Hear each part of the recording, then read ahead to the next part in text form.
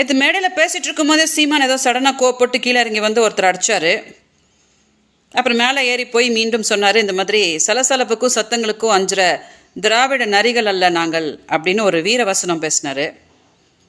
சலசலப்புக்கும் சத்தங்களுக்கும் அஞ்சுற திராவிட நரிகள் அல்ல நீங்கன்னா வலசரவாக்கம் ஸ்டேஷனில் என்னோட கேஸுக்கு உங்களை விசாரணைக்கு கூப்பிட்டு அமிச்சாங்க இல்லையா?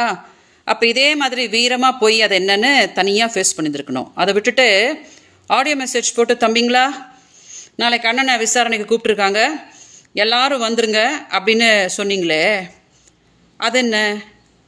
அதுக்கும் இந்த வீரவசனுக்கும் செட் ஆக மாட்டேங்குது.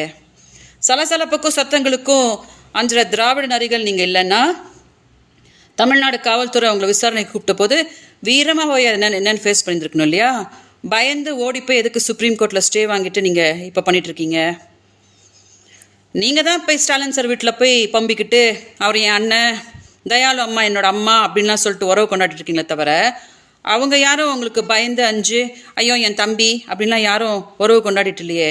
அதனால் இந்த வீரவசனம் என்ன அப்படின்னு எனக்கு புரியவே இல்லை.